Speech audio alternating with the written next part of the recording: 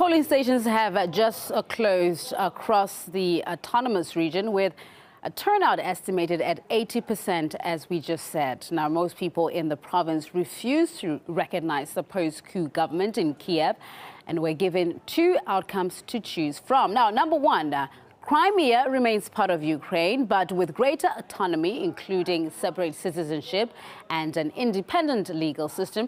And option two is the peninsula is reunited with Russia, of which it was a part for centuries. But that would, of course, have to be approved by President Putin. RT's Alexei Yaroshevsky has been following the voting and joins us live now. Alexei, how did the voting go? Tell us what you saw, how the reactions were, people excited, or how was the mood?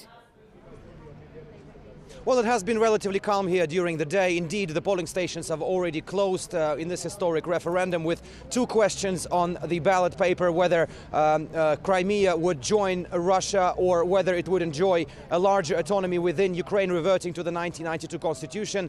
We are, of course, waiting for the result of this referendum. What we've been hearing so far, the news just came in that, according to preliminary exit polls, 93% of Crimeans have voted in favor of joining Russia.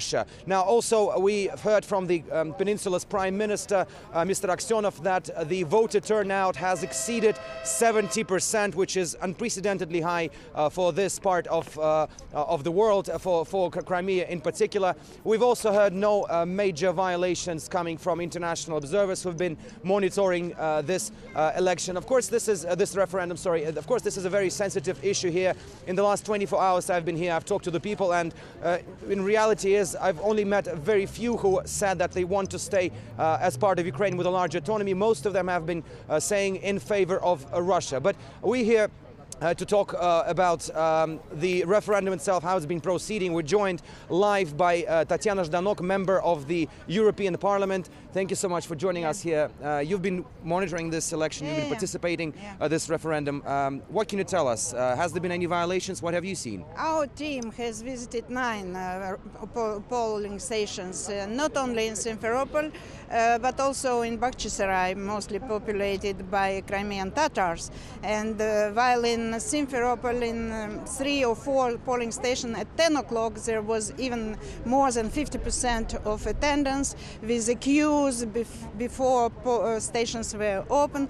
In Bakhchisarai it was 40% up to midday, but also no any reason to say that people ignored this referendum. Any violations or irregularities? We did not witness. We didn't see any persons who are not direct relation to election commission of this polling station. Tatiana, one question which is really interesting. Many countries, particularly in the West, have been saying that this referendum is illegitimate even before it started. What do you make of it? Do you think it's legitimate here?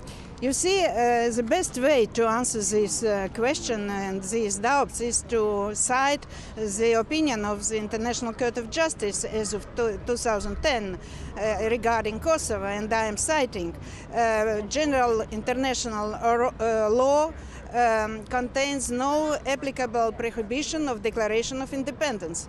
The end of the citation. There is nothing to add.